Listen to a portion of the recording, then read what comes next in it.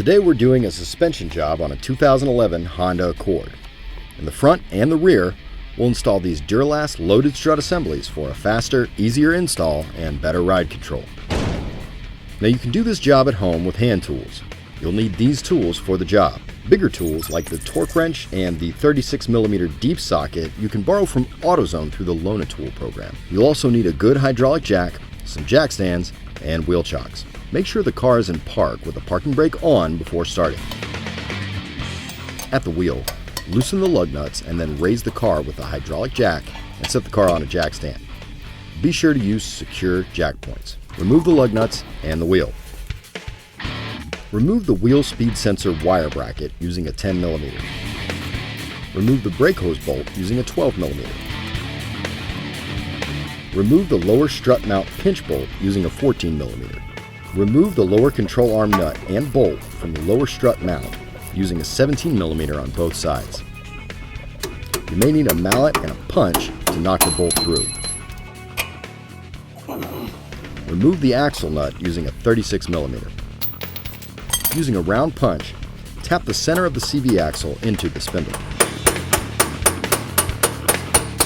From the upper ball joint, remove the cotter pin and nut using a 17mm. Use that mallet to separate the upper control arm from the spindle. Remove the CV axle from the spindle assembly. Using a mallet, tap the lower strut mount to remove from the strut assembly. Now remove the top 3 strut mount bolts using a 15mm. Remove the strut assembly. Install the new strut. Punch out the 3 blocked holes. Put the lower strut mount over the CV axle and install on the lower strut assembly. Tighten the 6 top strut mount nuts. 3 are 13mm and 3 are 15mm. Install the lower strut mount collar bolt. Install the CV axle to the hub assembly. Install the upper control arm to the spindle assembly. Install the lower control arm bolt and nut to the lower strut mount. Tighten the lower strut mount collar bolt. Tighten the brake hose bracket bolt and wheel speed sensor bracket bolt.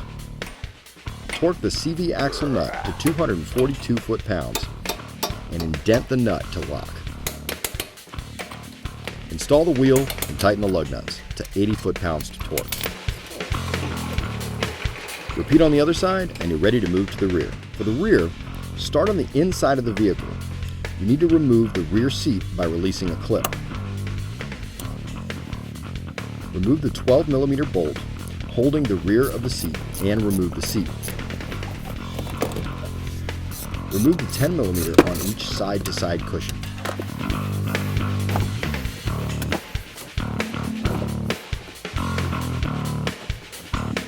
Remove the plastic cover to expose the upper strut mount nuts. Now you're going to lift and support the vehicle. Just lift the vehicle, remove the wheel following the same safety procedures as the front. Remove the lower strut mount bolt using a 17mm. Remove the 2 lower control arm bolts and loosen one using a 14 and 17mm.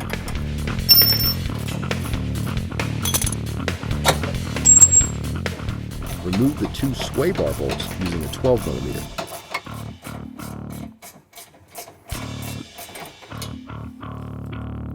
Loosen the inner control nut using a 17mm. Remove the 2 top strut mount nuts using a 15mm. Remove the strut assembly. Install the new strut assembly using a pry bar to make it a little easier.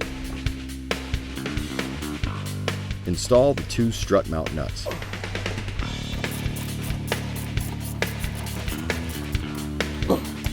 Install the 2 control arm bolts and 2 control arm nuts.